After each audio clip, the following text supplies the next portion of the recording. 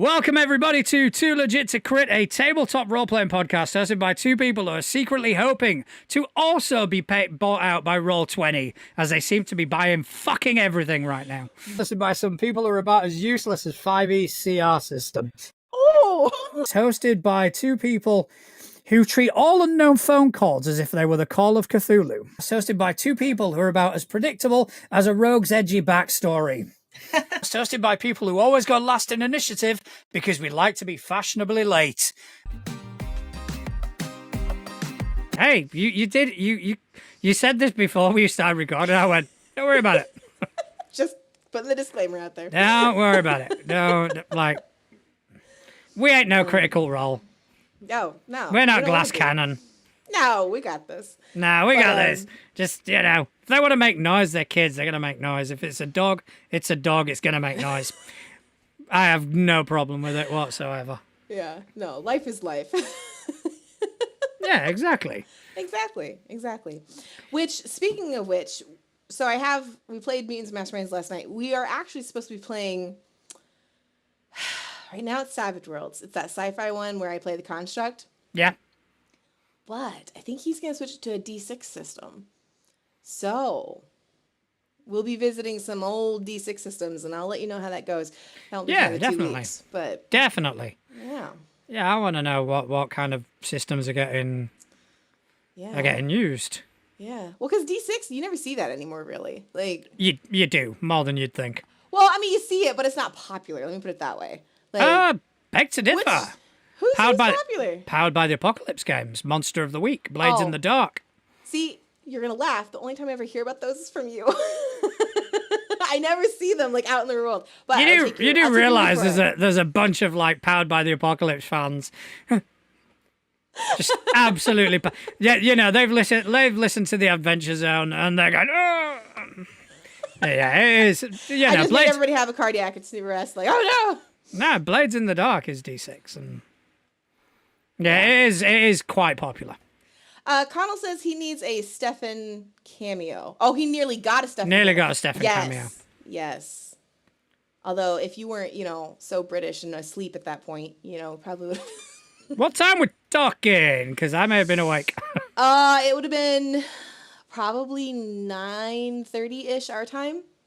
Yeah, I'm asleep. Yeah, yeah, I was about to say. Yeah, that's like 2 a.m. I was like, no, I'm... Yeah, no. Oh, who needs sleep schedules, right? Yeah, I mean, I was hanging when I went to work this morning.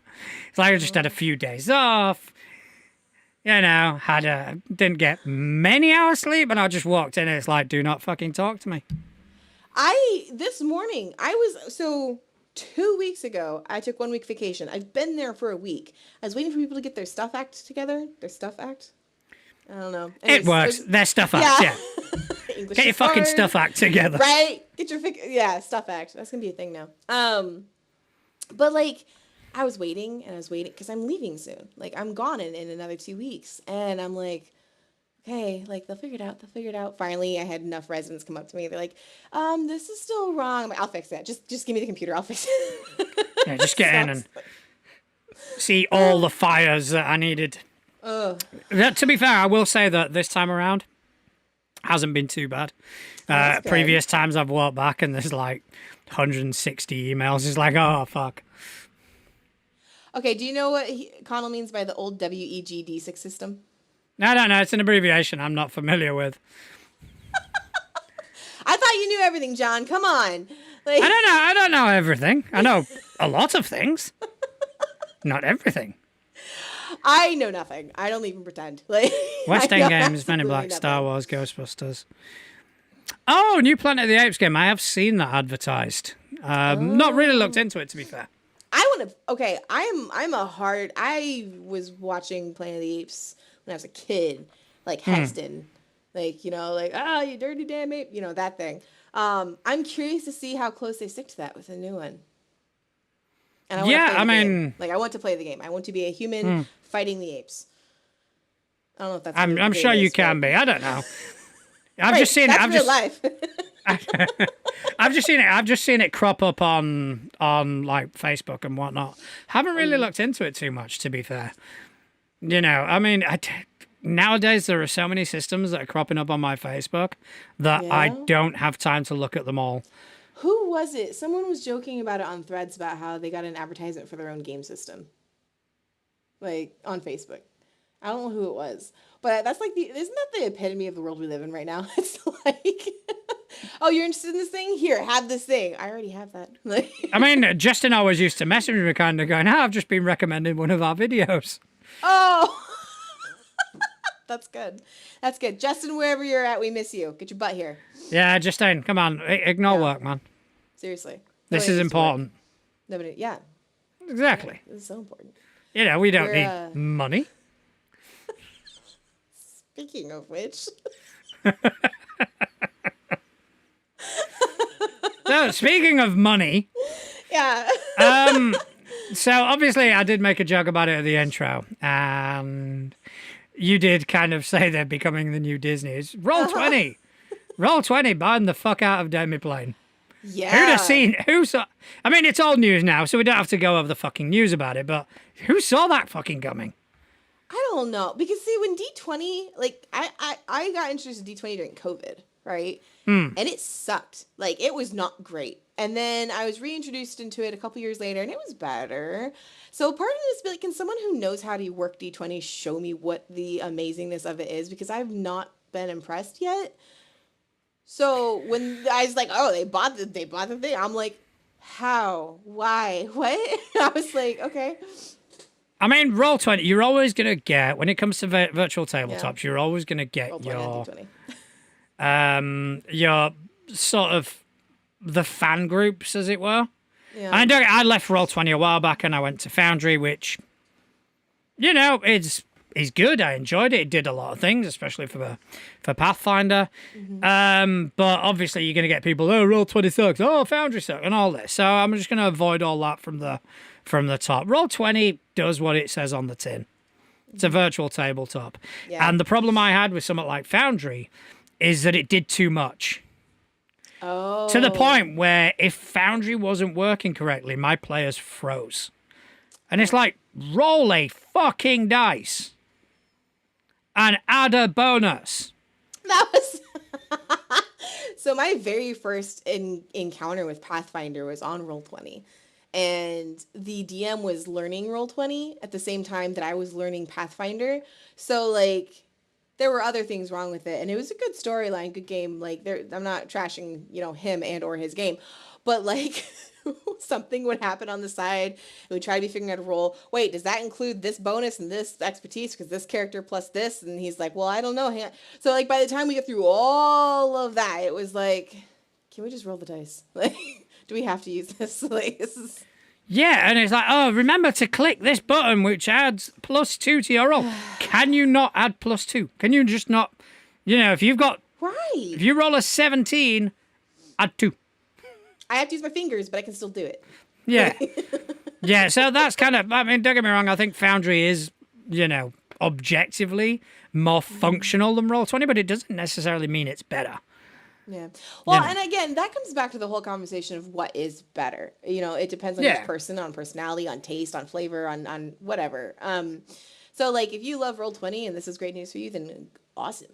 Like you ride the hell out of that announcement. That's great. If I mean, I do have experience. I do actually have experience with Demiplane, as most of my Pathfinder books are on Demiplane.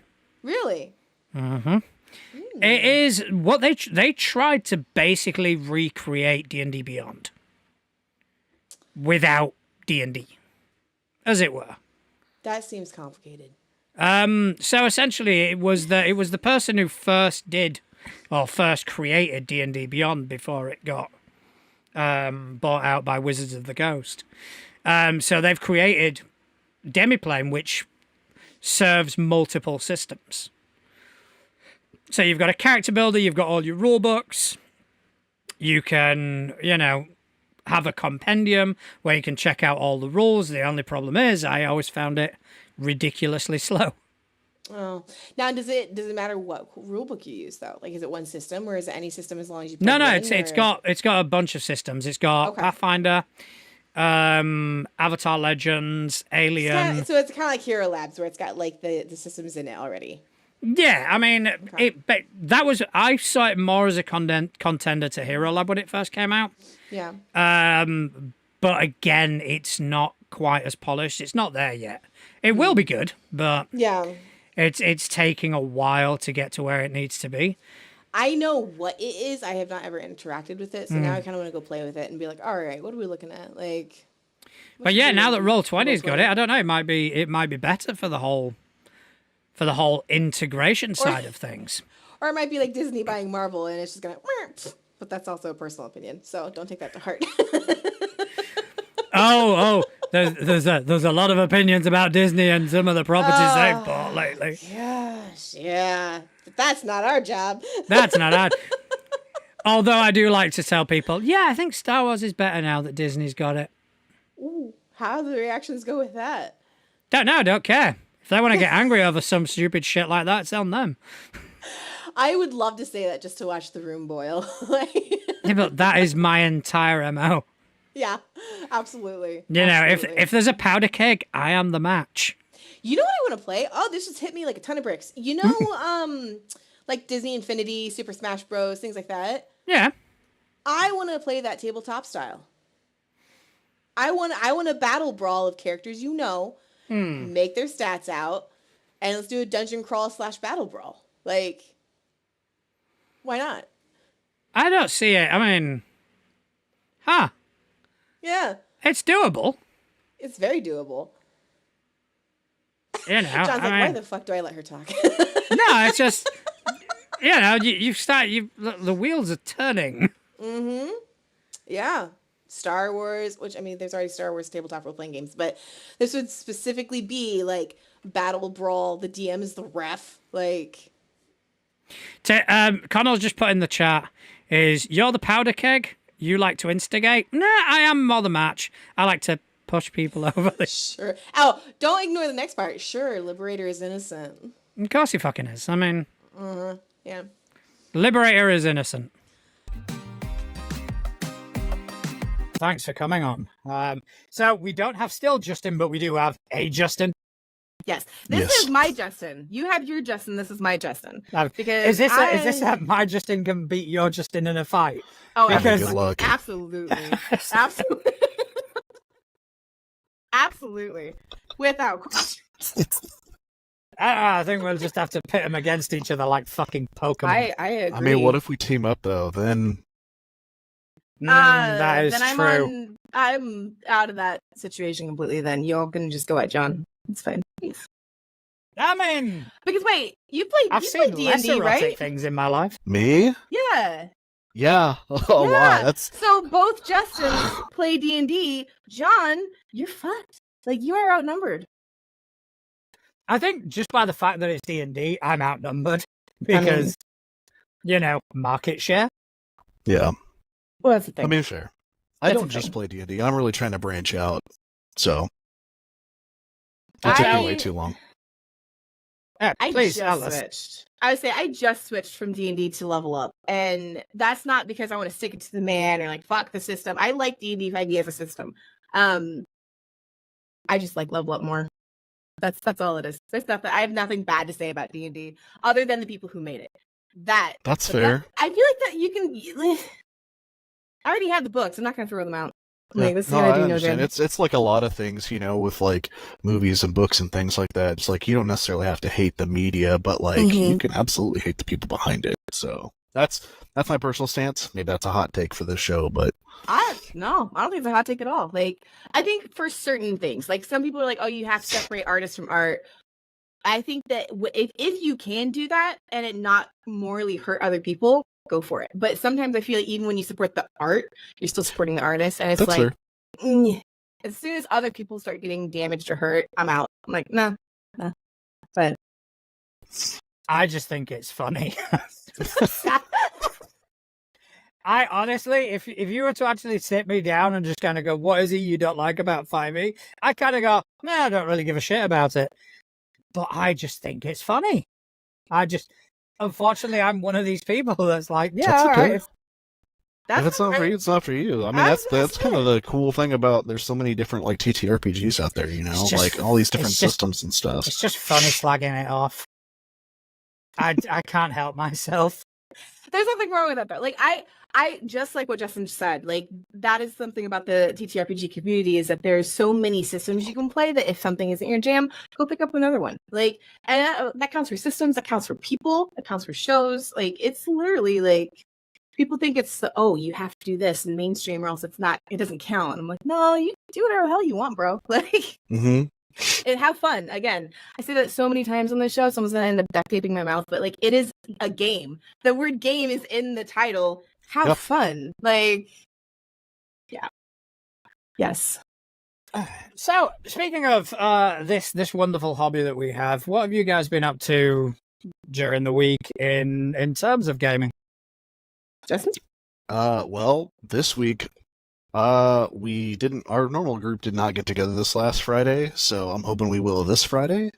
I alternate, so I run, obviously, we already talked about, I run a D&D 5e campaign. I run it in the Eberron setting. It's very homebrewed. And then one of my players in that game is actually, she GMs for our Star Wars 5e game. So, and in that I play 2 characters because as the DM, GM, forever guy, I rarely get a chance to play. And when she started it, we only had 4 people. And so she's like, well, I would like the group to be a little more well-rounded. I was like, I got you. Don't worry. I'll just play 2 characters. So you play 2 characters in the same game. Yeah. Yeah, in the Star Wars How do you game. even do that? How do you do that? Like, do you just talk to yourself? Like, Sometimes, yeah, there's been some moments where, because my characters, I interwove their stories a little bit, like their backgrounds. Yeah, sometimes I'll be like, I'll turn this way for one character, and I'll turn this way for the other character, so people kind of have an idea, but... I have never heard of that. I desperately need you to like record that. Like record it, throw it on Threads or YouTube, whatever. Okay. Like, I'll see go this. back. I'm pretty sure I've got a conversation. It's way easier in Discord, like between sessions when we kind of like RP, like to get through some stuff. Yeah, Because then I can just be like, this character's talking or this character's talking. that's fair. That's But very yeah, fair. we had a fairly new player come along. Sorry, this is a bit of a tangent now, but we had a new player come along, and she just realized after being there for 2.5 months that she said in Discord, she's like, "Oh my god, I just now realized you play 2 different characters." How did she not notice? I don't know. Oh, bless her heart. Oh, It's a large table though. We have I think we've got 7 people now, so 8 Oh, wow. characters. wow. Yeah. Okay, that's impressive. Our home table is 5 players, 1 GM. So that, in my opinion, for me, I'm like, that's a lot. That's about a perfect table for me as a longtime DM. If I have 5 Yeah. players, that's my butter zone right there. It's been nice so far. Like I was a baby GM. I will forever be a baby GM. But I've been GMing for I think a year-ish now. We're coming up on a year. That sounds right, because you started right about when Threads kicked off, didn't you? And that was Right, last yeah. summer, so Yeah, because Connell was like, "Hey, Atlas, you want to jam? Here you go." I'm like, "Wait, what?" It's the 5 is really nice because when we're down a player, like I can still do it, but it's kind of like, okay, like this is I need to put a little more effort into it. And then I've had some people that are like, "Hey, can I play?" And I'm like, let me just start a whole new table because I don't want to go past 5. But yeah. Well, it's an interesting point though. We have both her and I have had that where people have kind of come and gone and things like that, Mhm. and we have pretty open tables for friends to kind of hang out and stuff like that. And what I usually do is, since I'm kind of used to running a larger table anyway, I may just give them kind of I don't want to say a throwaway character because I love all characters, but Yeah. I might give them more of an NPC with more like a stat block versus a Oh, full okay. character. So it's this is an Almost like NPC that's been regen. kind of in with the group, Yeah. but maybe this is their episode to shine. So they can still kind of sit in if they want to. If they don't want, then it's not a big deal. But at least I can just be like, oh yeah, here's something to. That's kind of brilliant, actually. Like that's not a bad idea.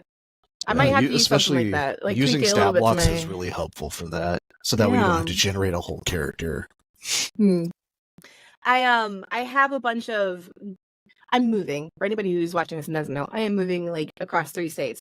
So as soon as that is done, I have every intention of opening up my Discord to having closed door games where it's just people playing games.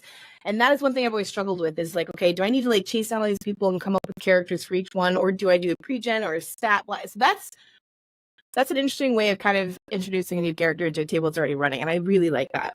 I might have to steal that from now, you. if they are going to be a long-time player, I will go ahead and I'll do a full character for them, but that's Right. usually my, like, hey, just to test it out, or if they're brand new, especially to a system or something like that. Yeah, I or think if it's a a lot system not a lot easier. of people know even. Like, Yeah. Yeah. That's I mean, fun. it is akin to playing a pre-gen. Mhm. You know, I'm a huge fan of pre-gens. I think they're fantastic for getting for kicking the wheels, for kicking the tires on the system. The best thing you can do is get a pre-gen because they will be built reasonably balanced, and you'll be able to kind of get to enjoy the system as much. You know, you'll be able to get to see what the intent for that particular character, especially if you're in a class-based system. If you're doing things like Delta Green, which is a skill-based, it's not as important. And you were mentioning table size. For the past couple of years, I was kind of in a position where I had to have a larger table size. So we're talking 6 players and up, because everybody at the table was working shift work. So to be able to get everyone together at the same time was next to impossible. So we had to kind of go, right, It's okay, hard so there's sometimes. 6 players. I will run when there's 4 of you. Doesn't matter which 4. But now things have kind of stabilized. I've got like players in a better, more consistent position. I can be a bit more, keep it down to a tight 4 or 5, and I'm done. Yeah, I get that. Yeah, we usually try to run. I mean, up until I would say the point where I'm at now in my game, my Eberron 5e game, is I've been pretty loose on, as long as we have like a majority of people that can be there for the session. But now that we are kind of narratively locked into a final arc, I'm really trying to make sure, because this game has been going on for 6 years off and on. So like, I really want like everybody to be there for every session. So if I don't have all 5, I'm like, that's cool. We'll wait. We'll try and get through as much as we can the next time we meet. But like, I've got them, they're at a location that is like, they're going to be in here. It's going to be a dungeon crawl for a minute. So I don't really want people coming and going for that. And then after that, it's going to be like high velocity. Like we're going to be at like a dead sprint for kind of the end of everything happening. Okay. But up until this point, yeah, I've been pretty open to having kind of like, yeah, you know, if we've only got 4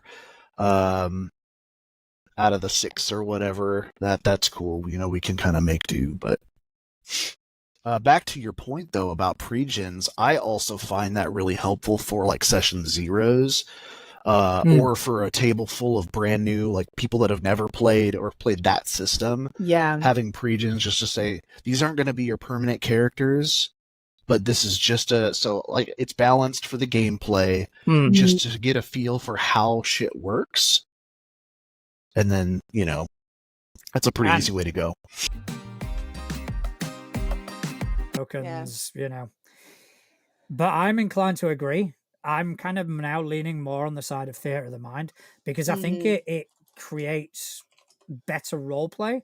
Because I think the moment that you've got a map and a grid and precise movement, people start to automatically think in terms of mechanics, and they start to go, okay, well, in this, like with this spell, I've got a reach of, 25 feet.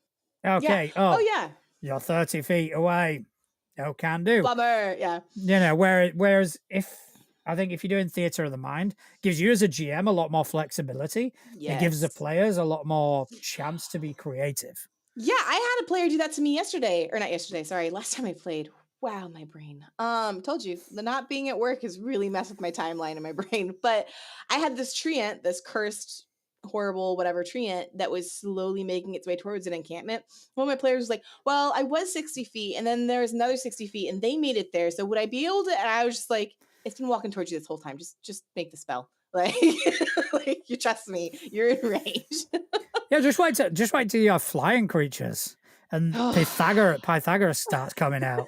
It's like, well, if I'm 20 foot horizontally, it must be. It's like, oh, fuck off.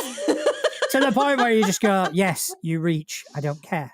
Well, that's like, okay, in Inmates, there's the scene where you're a dipshit and you do something you're not supposed to. Yeah. And and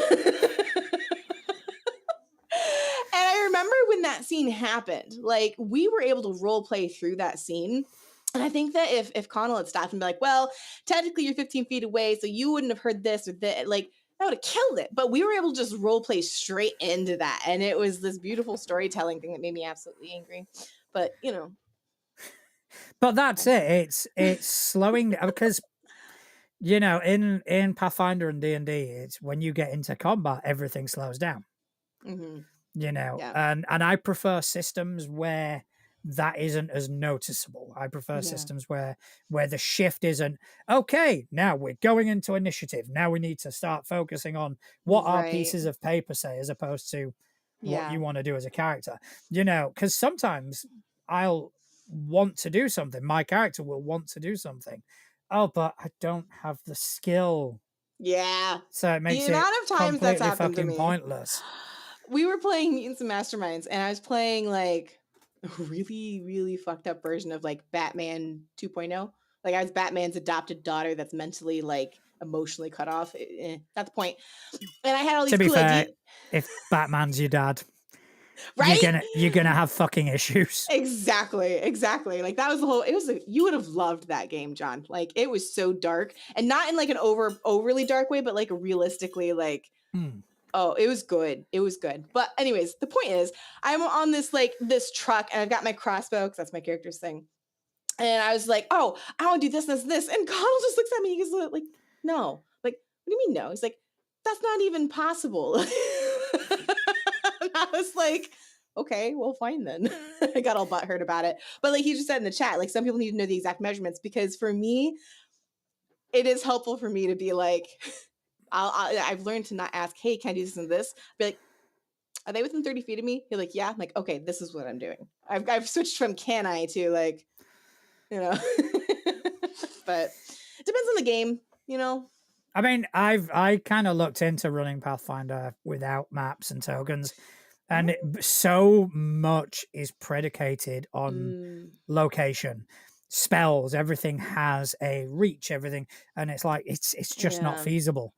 You'd have to hand wave so many things that you'd essentially you might as well play another game. Might as well play D&D. No, I will never stoop so low. I've got self-esteem. Here's what I'm gonna do. I'm gonna play a game of Level Up, and you're gonna play it, and you're gonna realize it's not that bad. I mean, I'm still thinking of running some Tales of the Valiant, but that's just to piss Justin off. I mean, that definitely needs to happen. That needs to, and then we need to play the ourselves classes. Yeah, we need to bring the monk in with the awesome technique points. Yeah, I can play the barbarian. Yup. Yeah, Couch just put in the chat there. Spending 30 minutes on figuring out spacing, speed, range just for a 5-foot step to ruin the whole plan. A chess game with 800 steps and rules. Storytelling RPGs where I smash speeds up everything. Yeah, I can't agree more, to be fair, man. I'm just going to have a look, quick chat, live stream chat. The other one. Yeah, no one's in the other chat. It's all on YouTube today. Okay. So. Okay, I was going to say, I was like, I keep forgetting there's another chat. Like, oh no. But to be fair, like I think it depends on the game because there are some games where I want to sit down and I want to see all the fun little things that go with it. And then there's some games where I don't. Like, and I think it just depends on what vibe I'm wanting. Like if it is a one shot, it's going to take 4 hours, the story's done. Yeah, you know, a goofy little number, but I mean, I feel like something like Pathfinder is more suited to people who like to play online RPGs. Because it is very much predicated on, okay, I'm going to get this and combine it with this and do that. And you're making a combination out of pieces. That's a fair point. Whereas other systems, I do consider them more role play friendly, as it were. Yeah. Well, I think that Ooh, this might be a little hot. I don't know. I think a good GM can cultivate both of those things in a healthy way. It's hard as fuck, but I think a good GM can do it. I think a good GM can have a crunch in mechanics and still give plenty of space for role play. But I think that depends on your table. It depends on your players. It depends on your GM, the style of game. Like, there's so many things that go into it that I can't make that blanket statement of like, oh, a good GM can do it, because there's No, I mean, a lot of yeah, I think ingredients in it. you hit the nail on the head with the second thing, because it does depend on the Yeah. table. Yeah. Because Oh, yeah. even if you are a GM who likes to narrate everything and, okay, so you fire your arrow, it just glances off and all this. If you don't have a table which is receptive to that and responsive to that, Yeah. then it's not going to work. Doesn't matter how good a GM. It's all about the cohesion with the table. So when players are forced to think mechanically, it's harder to get them role playing. Yeah, that's fair. Connell actually just made a good point about how like combat can be RP heavy. That's a good combat in my opinion. I like a blend. I like a good balance. I like a good blend. I'm not heavy one way or another. But you do, like you said, the table, because we've had, I hope Megan watches this at some point, because I'm going to pick on her a little bit. We can have a player where like she gets super into these like angsty moments where she goes sit by the water and stare out at the water. And we're like, what the fuck? Like, what are we supposed to do with you on that? But she's so attentive to combat that when she comes in. So she's a good balance of both. And then we've had a previous player where like, his character would go off on RP mood swings in the middle of combat, and we're going, what are you doing? Like, what are you doing? He's like, well, I don't like how so-and-so's tone and this and this, and we're going, he's no longer with us, but I can still pick on him. Like, it's just those things where I'm like, oh my gosh.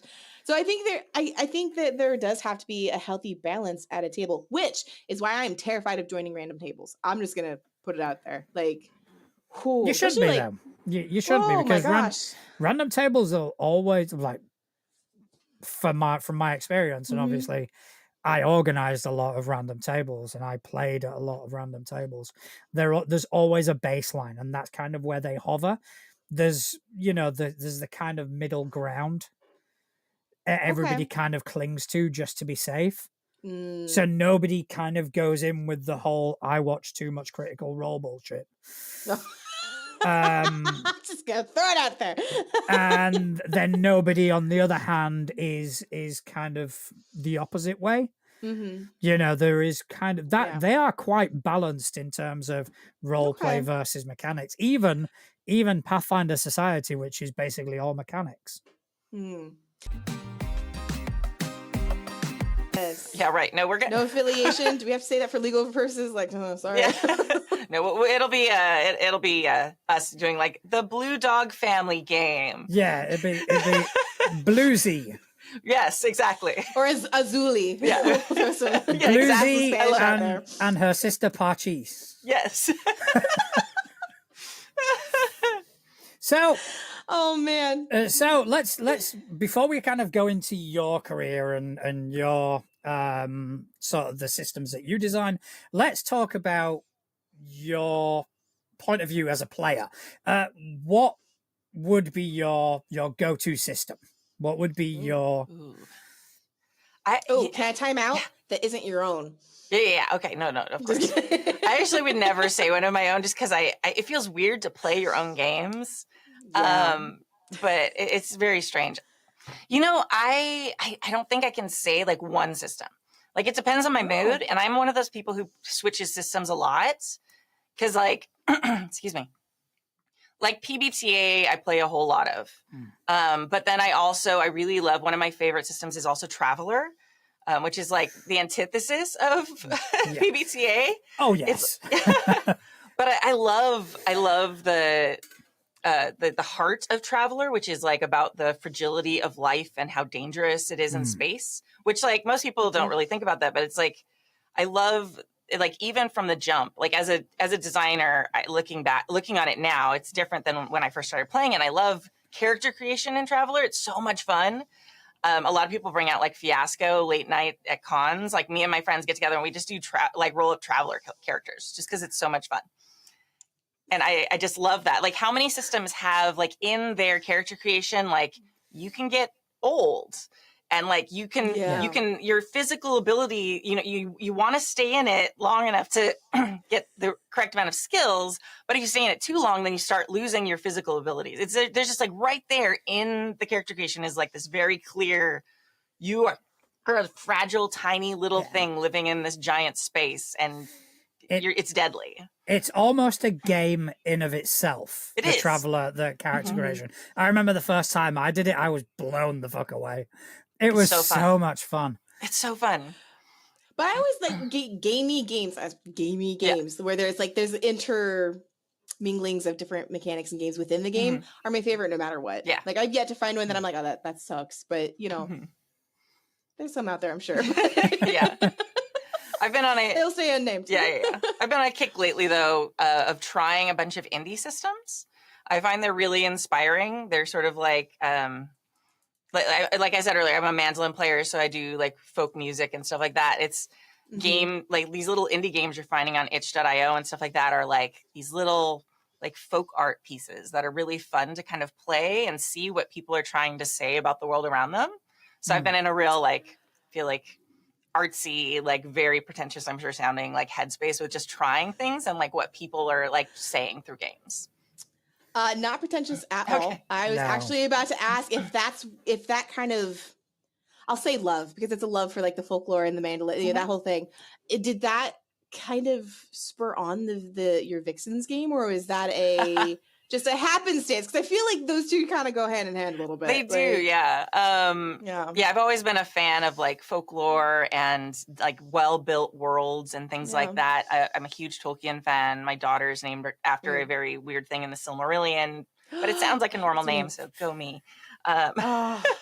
I'm for it. Yeah. I said, don't tell her name online. I just realized I said it's that. Okay. I saw the excitement in Atlas's eyes. It was like, no, Atlas, we can't do it. Going, do I know what it is? I mean, I can say it because I mean it's in Lord of the, and there's other people who have the name, but we named her Laurelin. So there's the two. Oh yeah. So in the Silmarillion, for those of you who aren't in the deep lore, there's two trees that kind of light up the world. There's Telperion, which is the silver tree, which is basically eventually becomes the moon, and then Laurelin is the golden tree that is the sun. So my daughter is our golden tree of the sun. That's beautiful. I love that and so much. Since I'm also a teacher, that's like my day job. I know like not to give kids like embarrassing names. So Laurelin also sounds normal enough that nobody's like, is that from like a movie or something? Like it's like the what is it, 500 Khaleesi's or something? Oh my gosh, I had a kid named Luke Skywalker, and that was their middle name. Luckily, but then I also had a kid once named Sandy Beach. Her last name was Beach, and her name was not Sandra. It was literally just like I was just like, oh, it's really cute. Your parents hate you. Yeah, it's like it's great while you're in second grade, but when you get to high school, a lot of times, because I remember agonizing over the name of my children, but it was like, oh, what do I call them? And it was everything. The amount of scenarios that go through your mind when you're naming a child, not only is so many. What if he's in? What if they're in school and they say this? And it's also, I met one of those and I did not like that person. Yeah, being a teacher, that's really hard because there's a lot more names that you interact with, and she has a whole roster. Yeah, these are the names we cannot have. Yeah, it's like Santa Claus. You got the good and the bad. Just no mingling. Right. But yeah, I love folklore and things like that, and folk art and folk music and everything. So Virgins and Vixens was actually, so first of all, Virgins and Vixens was the first game I ever wrote. It's a rules light feminist role-playing game about the tropes of women in fairy tales, folklore, and mythology. So you start off as a two-dimensional trope of like one of the things that are universal in all mythology and folklore. Like you can be the prize, which is the pretty princess who's in the tower and can't do anything and waits until someone helps her. And it's going to happen. Oh my God. Right. And a lot of times the story is like, they don't even have their own name. Like it's a story about them, but they're not even named. They're just called the princess or something. Or you can be like the witch who, heaven forbid, you have knowledge of things, You must Yeah. be evil. Hmm. You get course. away from our village, you knowledgeable woman, you.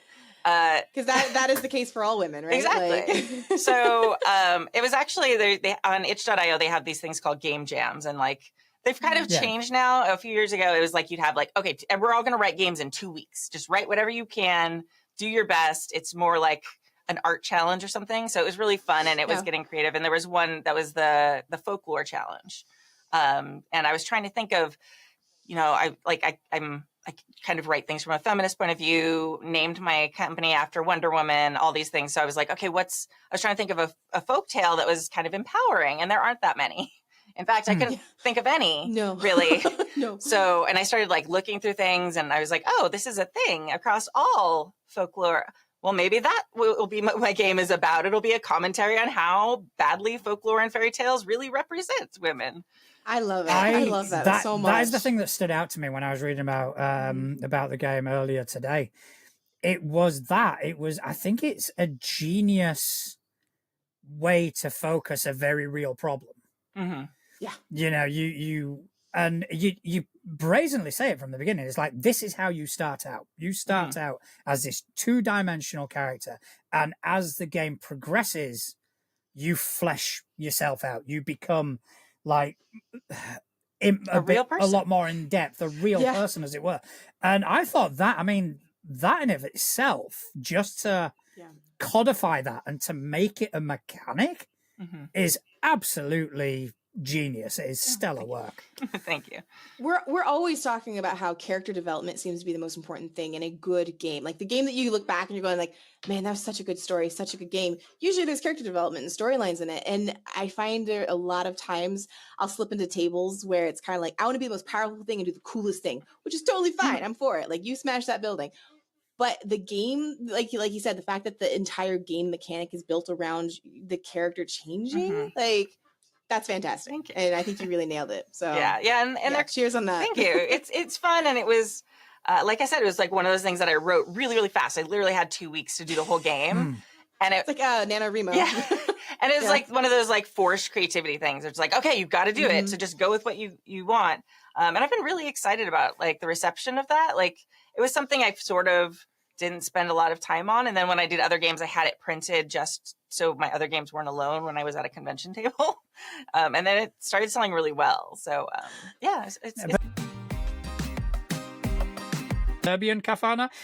Would there be a difference between like a Macedonian kafana and a Serbian kafana? Minimal. Right. One. So, but I have other people that live in London as well, so we can hook you up. I say, yeah. Hook me up with a kafana. I'm dead. I'm on the wrong continent. I gotta go. I thought I was gonna like raise the popularity of tabletop RPGs on this show, but it seems it's dealing with something different. Well, you know what they say: the way to a man's heart is through food. So I say food and gaming, they just kind of go hand in hand. Yeah. The guy that we're working with, Dan, we came with a nice idea that actually tabletop RPGs should be mixed with food. Yes. And we started like ideas about that, like people are eating this kind of snacks and that kind of chips and all sorts of things. But what if inside the TTRPG we have actual recipes of what needs to be cooked, and then people cook it, and it's called Eat and Play. Stop! I love that. Yeah. Oh my gosh. Sign me up. That's pretty cool. I will test that out all day long. So did please stop us, please.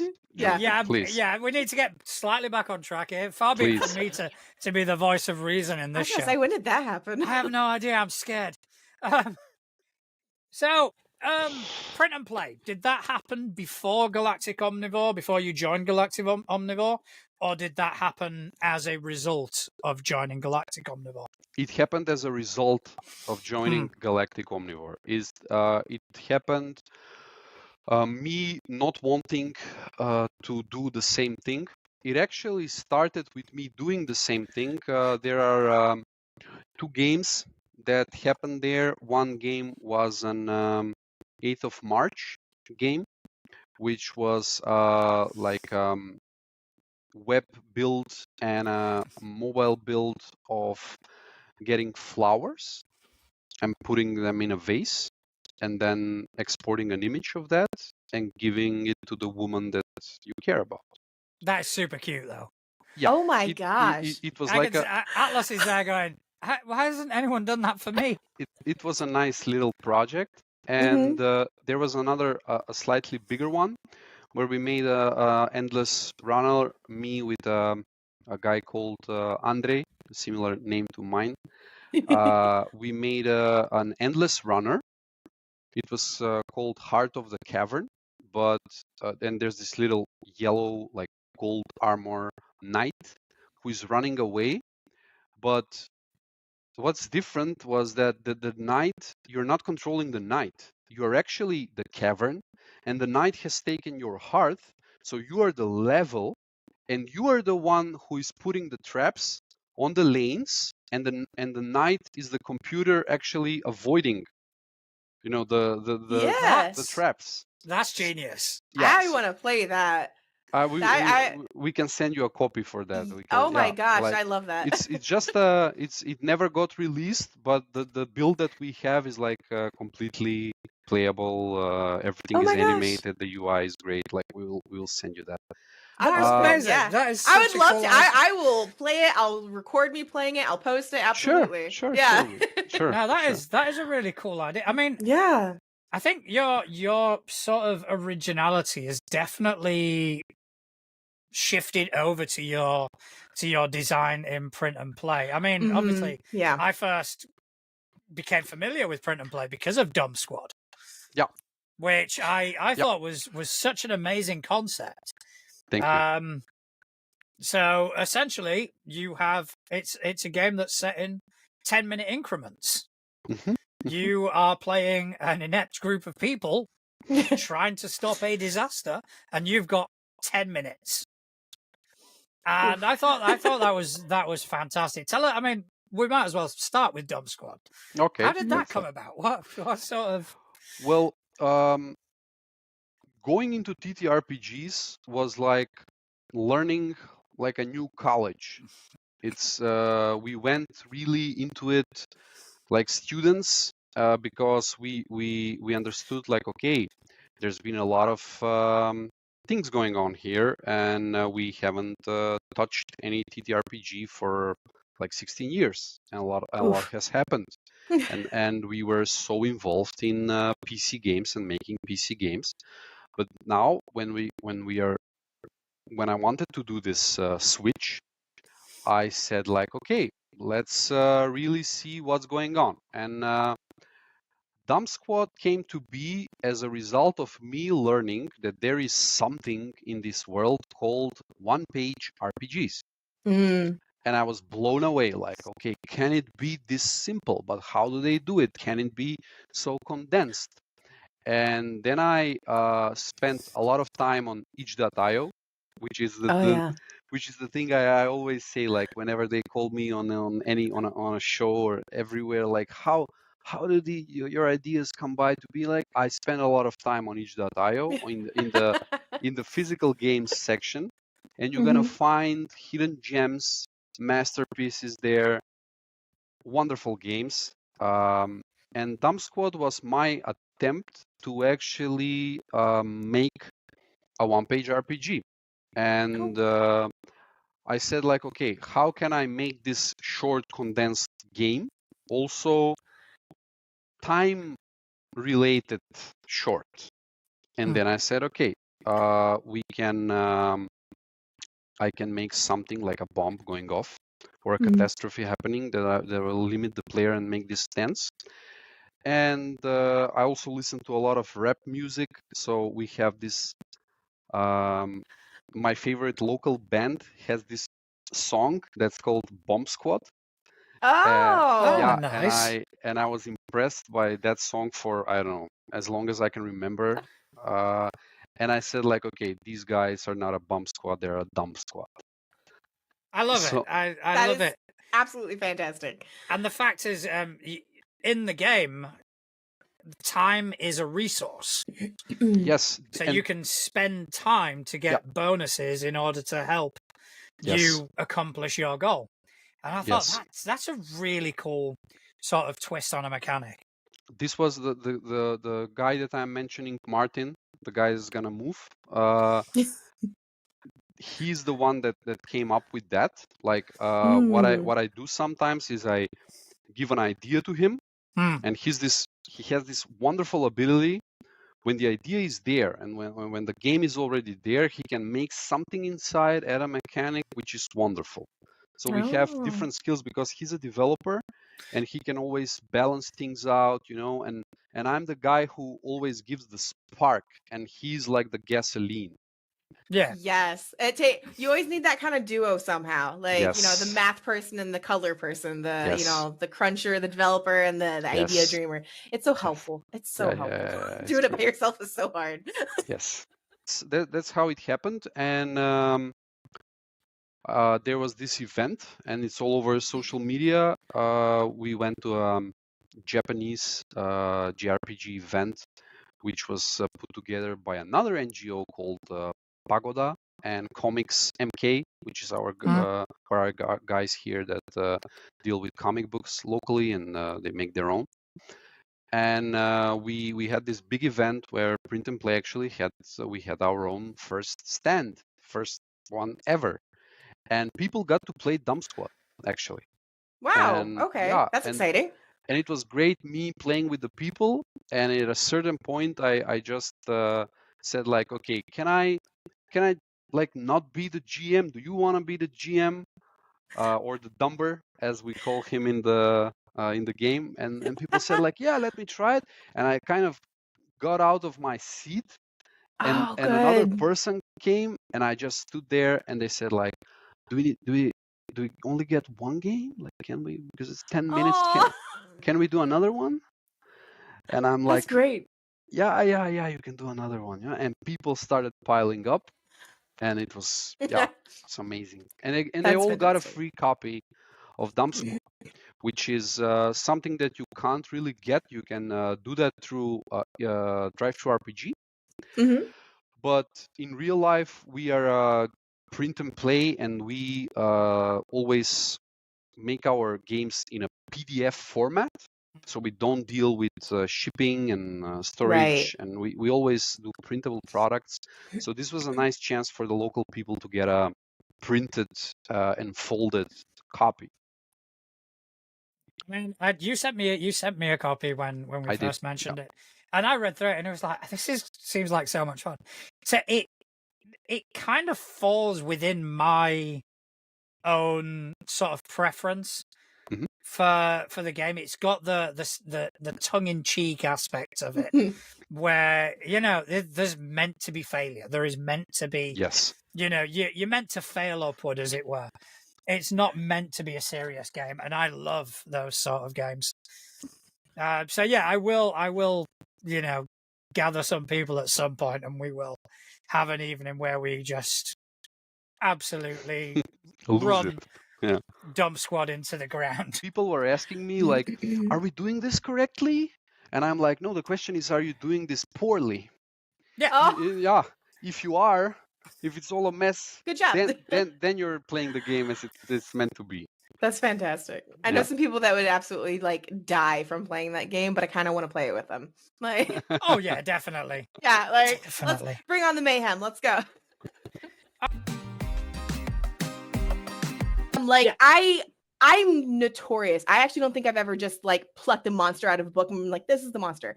I take a monster, Yeah. the same stats, same. I don't like, oh, it's got this megabyte times 3, blah blah blah. I don't do that. But I will morph it into the storyline so that it aesthetically looks different, or it like the racial aspects are a little different. What do you do for Delta Green? Like when you make them lose their shit, like do you change the flavor of what's like fucking with their head according to the story, or is it the same no matter what?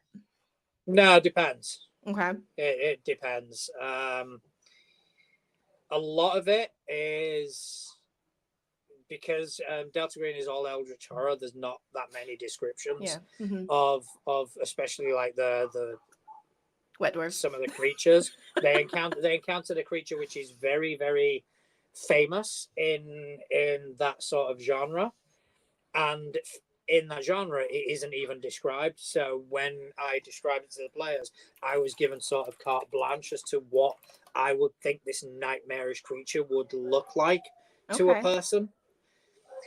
So I do kind of embellish, I'll say that. Okay. Speaking of bellish, if you can hear the dog, that's Bella right now. She is not happy with our neighbor. Good segue. Yeah, right? Right? She's learning, people. She's learning. I can be taught. I'm not an old dog yet. Still a young pup. But no, Bella hates our neighbors. Or I guess, Mary's neighbors. Oh, yeah. Like, they're not bad people. I will say the gentleman gives me a little bit of an ick vibe. But he, Mary watered his plants for him. I was on vacation. He came back. He's like, here, have some veggies. And dogs have different levels of barks, right? There's like, oh, someone's at the door. There's, I don't know about you. And then there's like the fuck off bark. Bella's only done that to like 3 people. He's one of them. So I'm just really? And for me, it's like he's like, oh, can I come in and give these veggies? Like, no. No. I'll let Mary, know you came by. I'm not gonna. No. Stranger danger. Yeah. Yup. I am trying to get my notes up here. It's not working, but anyway. So you were talking about the witches in space. Yeah. Because obviously I missed part of that. Obviously, don't reiterate it. But no, I don't know because like it's still an alpha phase. Like I can't find anything on it other than like if you go to his Instagram, you can see he's working on like the pages on stuff, and he gives little peeks behind the scenes of it. I'm pretty sure on his itch.io. It's on his Itch.io. There's probably more, but I'm curious. I'm very curious because it seems very like on the one of the page it says actually here. See, I can do this. I'm a professional. There we go. So this is one of the pages he posted on his Instagram, right? Yeah. And it's like got the grimoire, the herb, and the tincture, charm, and oddment. It looks very like magic friendly. Okay. But in space. I don't know if this is still it. It says the game project they're working for, but I would assume it is because it's got, the cautions, speed, mobility, machinery, technology. It looks good. Yeah. It looks good. I am slightly biased though. Like I stated earlier, I am a massive sci-fi junkie. So you throw space at me in any shape or form, I'm here for it. Like it could be the shittiest game and I will try it if it's sci-fi. No, but I mean, everybody loves a bit of sci-fi. Oh yeah. Which is funny because people are like, oh, so you grew up on this. I'm like, I grew up loving Lord of the Rings and fairies and high magic. Yeah. But when my mom was done like watching us for the day and she had to cook dinner and I didn't have school or homework or anything like that, she'd sit me in front of the TV and I'd watch Star Trek Next Generation. Like that was like some people have memories of like, oh, I watched, MASH on repeat, or I watched I Love Lucy. Mine was Star Trek. That. I never watched MASH. No, never did. It's not bad. It's one of these that people kind of go, oh, it's like, it's a staple, as it were. But I never watched it. Never did. It's good. Like I'm not gonna say like, oh, MASH is so good. No, it's funny. I don't know how people like watch it on rerun repetitively. Yeah. I wasn't allowed to watch it as a kid. That's the funny part. Fair. Yeah, too much sex talk and whatnot. But I could watch The Matrix. Figure that one out. Yeah. You can like, existential philosophy. Absolutely. Talk about penises. No, yeah. No penis, just revolution. No penis. No penis. But yes, Desi, you should play. And actually I'm sitting here going, she should play in one of Couch's games. Desi's whole family is big into like anime and video games and things like that. Yeah. So I'm like, oh shit, Fabula. Fabula would be perfect for her. Yeah, 100%. Desi, cough, cough, Desi. I got 2 weeks, girly. That's so weird to say. Like it is. Man. Oof. Yes, moves like Atlas indeed. Yeah, yeah, and then I'm out of here, and then I'm gonna hit the gaming community hard, so hard. Yeah. I'm so excited. Yeah, Well, good. I really wish you all the best, and thank you. you know, in a couple of weeks we might be streaming from your new place, or a new place, or a different place. Hell yeah, absolutely. With pink unicorns. I'm serious. I don't think I'm gonna take that unicorn decal down. I'm gonna leave it up. There's like a big unicorn decal on a pink wall. I'm gonna leave it. Keep it the fuck up there. Right? Unicorns. I'll paint a mural all around it, and it's just that unicorn is gonna stay there. Yeah, I think that's a grand idea. Right? But I think that's about all we've got time for tonight. Oh my god, yeah. Time's flown, especially internet troubles. But yeah, thank you to, and my internet seems to have popped back now. But yeah, I just want to say thank you to everybody who's kind of joined us in the chat. Thanks for your patience with us despite the problems. I am going to keep to my word though. I'm not going to edit this show. Oh! This is what is going up on YouTube. Fuck it all. Right. Yeah. I also want to say thank you to you for spending some time with me today. Do you want to just tell people whereabouts they can find you? Absolutely. Threads, I'm super interactive. Instagram, TikTok, I am Atlas Ursa. Atlas like the Titan, Ursa like the bear. All right. As for me, you can find me at natural.juan on Threads, first and foremost. I'm also on Mastodon. I'm on Blue Sky as well. I'm also behind all of our social media presences on Instagram, on Facebook, and all that jazz. If you want to get in touch with us, you can do so at questions@toologit2crit.uk. If you want to support us, you can do via our Ko-fi page, or you can buy some merch, or you can just tell your friends about us. Subscribe to the channel. All these kind of things keep the lights on. But most of all, I just want to say a big thank you to everyone who has spent time out of their busy day to listen to us waffle on about tabletop role-playing games. Thank you very much. Good night.